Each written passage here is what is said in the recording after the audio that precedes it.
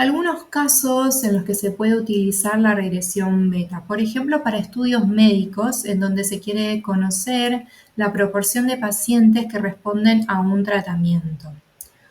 O en estrategias de marketing cuando se quiere predecir la probabilidad de que un producto sea adquirido o no por un cliente. También en laboratorios químicos cuando se quiere conocer las diferentes proporciones de los componentes dentro de una mezcla.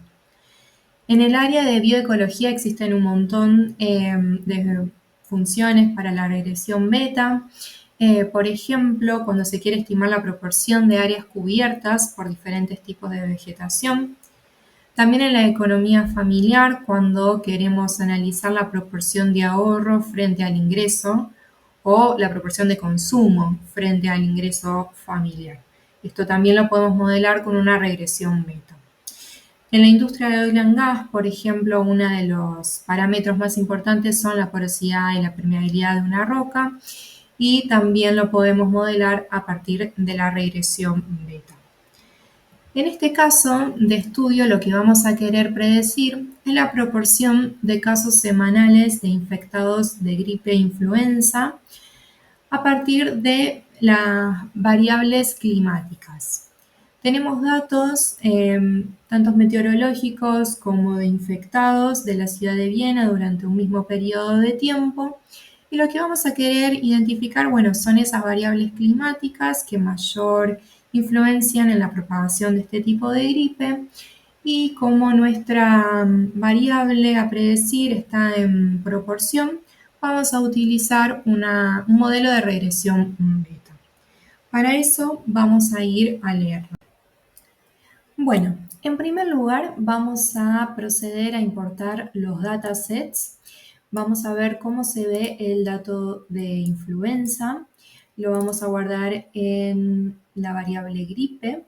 Y esto es lo que tenemos. Son 8 columnas, los nombres de las columnas están en alemán. Tenemos en primer lugar un ID. Tenemos el lugar de muestreo, que en este caso todos los datos son de la ciudad de Viena. Tenemos la temporada de gripe, el año y la semana calendario. Acá es importante ver que, por ejemplo, la temporada de gripe comienza en la semana 40 del año 2009 y termina en la semana 13-14 del siguiente año, que vendría a ser octubre a marzo. Y los datos, tenemos, el rango de datos va de 2009 a 2018. También tenemos los datos de enfermos nuevos por semana y tenemos el rango de fluctuación del muestreo de estos datos. Con respecto al dataset de clima, tenemos un dataset por año. Entonces veamos cómo se ve el clima o el dataset de clima del año 2012.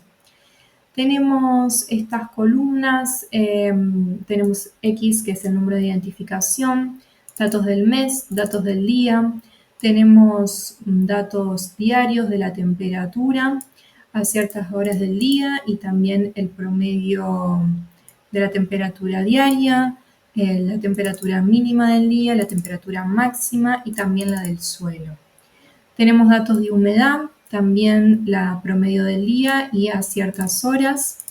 Tenemos también la cantidad de horas de sol de ese día. Tenemos código del cielo cubierto a diferentes horas del día. Con respecto al viento tenemos datos de la dirección y de la velocidad. Y de las precipitaciones tenemos la cantidad medida en milímetros.